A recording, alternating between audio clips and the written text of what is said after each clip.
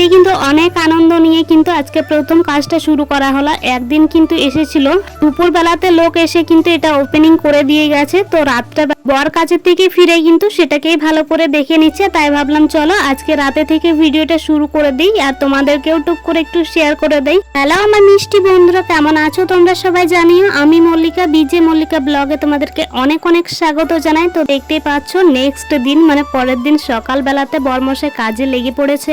আগেই বলে দিই তোমাদেরকে আজকের ভিডিওতে কিন্তু আমাকে একেবারে তোমরা কম দেখতে পাবে, বরমশাইয়ের কাজগুলো বেশি তোমাদেরকে দেখিয়েছি এটাতে। কেন বলো তো, কারণ এই ছোট্ট ছোট্ট মোমেন্টগুলো তোমাদেরকে দেখানোর সাথে সাথে কিন্তু আমাদের স্মৃতির পাতায় কিন্তু এটা যোগ হয়ে যাবে, যেটা আমরা পরবর্তীতে দেখতে পাবো। ওই যে ছাগল খাওয়া যে পুঁই ডাঁটা গাছটা লাগিয়েছিলাম, দেখো না কত বড় হয়ে গেছে আর কতটা সুন্দর লাগছে। আর এখানে একটা জবা ফুলের ডাল লাগিয়েছিলাম, এটা থেকে এখন পাতা বেরোতে শুরু করে দিয়েছে। আর এই যে দেখছো পুঁই ডাঁটা গাছটা, সেটা না বড় হওয়ার কারণে একদিকে নুয়ে পড়ছে। তো সেই কারণে বরমশাইকে বললাম এখানে একটু আঁশ বেঁধে দাও একটু, যেটা দিয়ে একটু এটা লতিয়ে উঠবে। আর এই যে দেখো সেটার জন্য কিন্তু এখানে অনেকগুলো বাঁশ ছিল আগে থেকেই, সেটা দিয়েই কিন্তু সে জোগাড়ু কাজগুলো করছে। আগে যেহেতু একটা দিন আমি তাকে বলে রেখেছিলাম এই কাজটা করার জন্য, তাই আজকে ঘুম থেকে ওঠা মাত্র এই কাজে লেগে পড়েছে। তো দেখতে পাচ্ছ এইরকম এখানে একটা বাঁশ নিয়ে সেটাকে পুঁতে দিচ্ছে।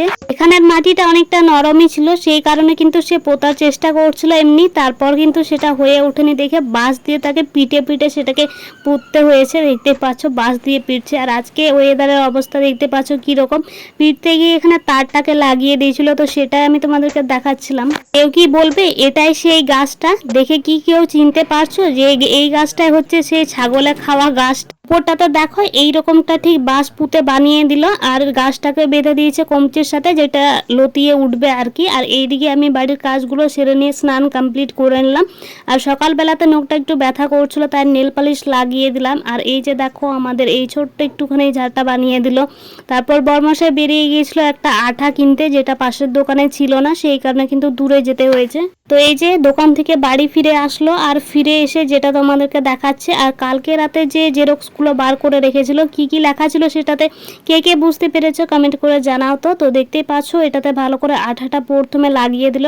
এটা হচ্ছে গিয়ে সে 5 টাকা দামের আঠাটা, এটা দিয়ে কিন্তু কাজ চলে যাবে, সেটাই তোমাদেরকে এখানে বলছিল।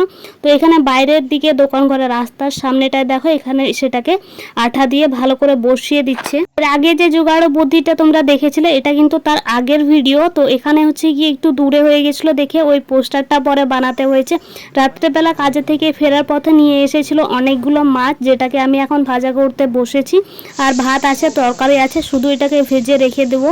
তো দেখতে পাচ্ছ এটাকে এখন ভালো করে ভেজে নিচ্ছি আমি। মাছগুলো কিন্তু ভীষণই পটাশ পটাশ করে ফুটছিল, তো সেই কারণে একটু হাসাহাসিও করছিলাম। চলো তাহলে আজকের ভিডিওটি এই পর্যন্ত। ভালো লাগলে একটি লাইক করে চ্যানেলটিকে সাবস্ক্রাইব করে দিও। দেখা হচ্ছে নেক্সট কোনো ভিডিওতে। শুভরাত্রি সবাইকে, ভালো থেকো।